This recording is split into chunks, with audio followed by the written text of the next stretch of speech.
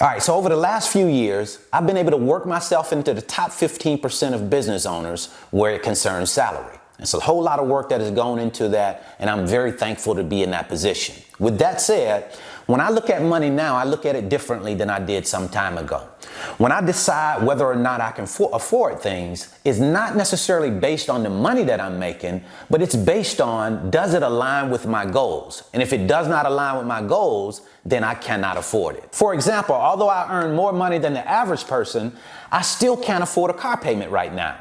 And we're going to talk about that. I'm going to show you exactly why it is that I cannot afford that payment here in this video. So come on inside, sit back and relax, and I would love to hear your thoughts on this topic as well. So share them with us in the comments. So let's get to the business. All right, so when you start a business and you go through the tough times, the 2, 3, or 4 year period of times where you're building that business, starting it from nothing, nobody knows anything about it, and now 3 or 4 years later, you've gotten it to the point where it's making money, it's making enough money to take care of you and your family, finances are great, it's doing really well. Well, I think it's natural. People can say whatever it is they want, but I think it's natural to want to share that with other people, to say, hey, look at what I've been able to do. I've been able to take a business from nothing and build it into something. I don't work a job other than my business, and I'm able to do very, very well. There's nothing wrong, I don't think, with wanting to share that with other people. Now, here's the other side of it. Sometimes we want to go and buy big items, like big cars, to showcase how well we're doing. I get it. But now, what we have to also look at and understand is, does the car align with your goals? Going out and just getting a big car because I'm a big-time business owner now in my mind, and I want to get a car to say, hey, he's a big-time business owner. Because, we might say, hey, the bigger the car, the bigger business owner you are in your mind, because you're able to buy a bigger car. Well, the bottom line to me, though, is if you are a business owner and you have certain goals, for me, I've set a goal to become a millionaire. So I am in the top 14% of business owner when it comes to salary.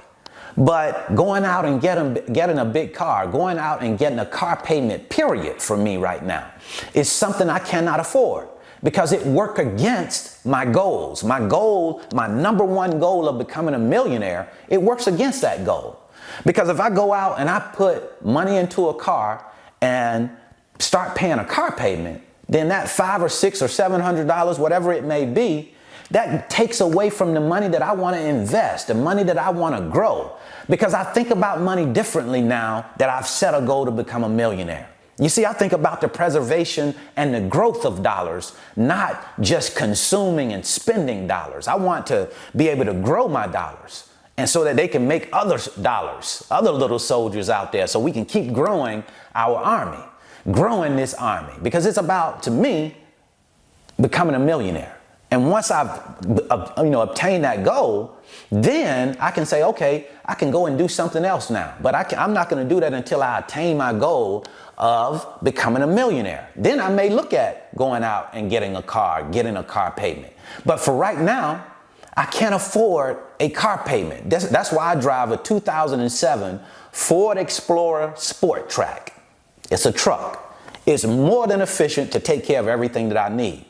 As far as when I go out of town, if I want to go to the airport, I drive my truck to the airport.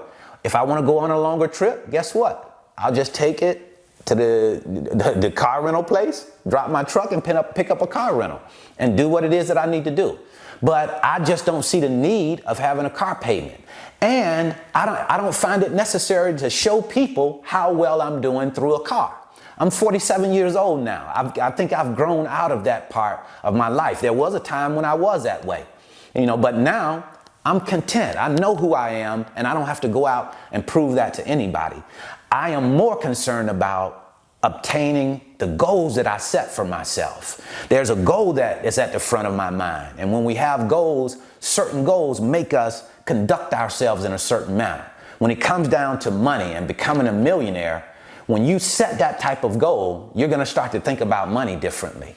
You cannot think about money the same if you're not a millionaire and you want to become a millionaire. You have to start doing things that millionaires do. You have to basically look at money the way that millionaires look at money.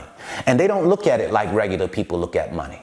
They look at money in the terms of, I have X amount of dollars. How can I grow that pot of money? How can I grow it? I'm not looking to keep it in a savings account so that I don't lose it. I'm not looking to just say, hey, I'm going to be, passive with the money. I'm looking to say, hey, how can I take these dollars and grow them into more dollars? And whether that's diversifying it, whether that's putting it into something I believe in, whatever it may be, how can I grow these dollars? Because, you don't necessarily become a millionaire by making $1 million. You become a millionaire by making money and growing money over time. Sometimes we have the idea we just make $1 million and we're a millionaire. No, it's about growth. It's about doing this over a period of time, continuing to grow your assets, growing your assets and decreasing your liabilities, growing your net worth. If you keep doing those things, keep developing those habits, before too long, you'll walk into your destiny if you decide to set the goal of becoming a millionaire. But those are the type of things that I believe when it comes down to goals, it helps you or forces you to adjust your habits, forces you to adjust the way that you do things. Otherwise, you'll never get to where it is that you want to go. There are some times when you make X amount of dollars and you can afford to do things based on the money that you make.